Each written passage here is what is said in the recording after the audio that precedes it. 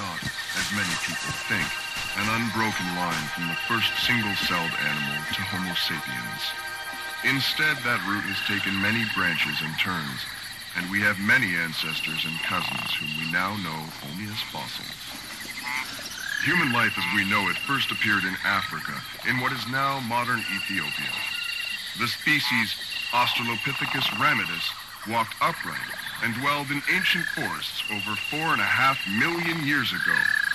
From them, all human life eventually developed. More famous and more recent were those early human fossils found in Tanzania, dated approximately 3.5 million years ago. Some scientists claim the famous Lucy fossil is a key link in the chain of human evolution, while others point to Kenyanthropus platyops, a more recently discovered species.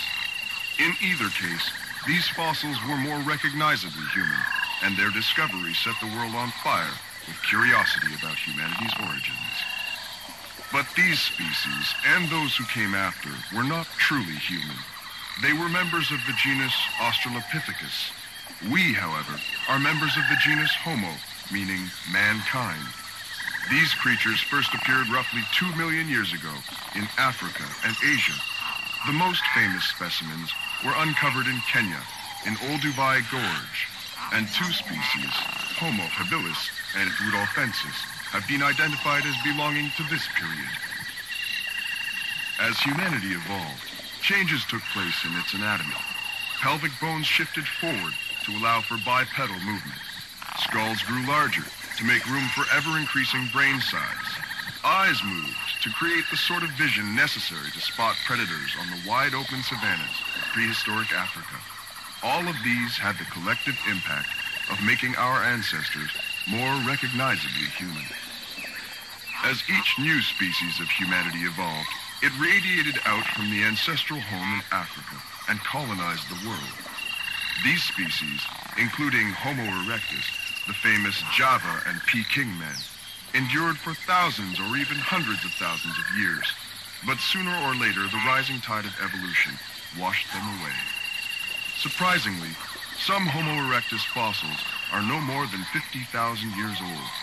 Discoveries like this give hope to supporters of the Sasquatch and Yeti, who claim these creatures are relic populations of other human species. The species the Bigfoot theorists base their hopes on is Gigantopithecus blacki, an extinct offshoot of the human family tree that stood over 8 feet tall. For years, folk medicine in China has used the fossilized bones of this gentle giant, grinding them into powder as dragon's bones. Reconstructions of the species look suspiciously like descriptions of the supposed ape man of the woods, and the debate rages on. But for species like Homo erectus, time marched on. Soon the two most famous human ancestors evolved.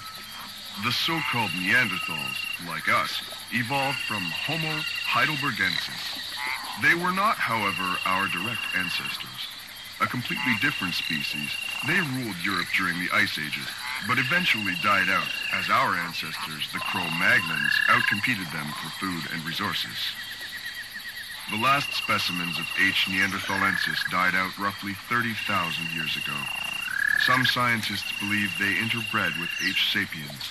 Others feel they simply vanished, outcompeted, and left behind. And where is human evolution going? Scientists point to increasing neoteny, the retention of childlike flexibility and features, as the key to the next step in humanity's constant ascent toward the stars. Or will human science, genetic enhancement, and manipulation modify us beyond our wildest dreams? Will we become Leonardo da Vinci's Vitruvian Man, perfection personified? Or does some other, darker fate, perhaps even extinction, wait for us? Only time will tell.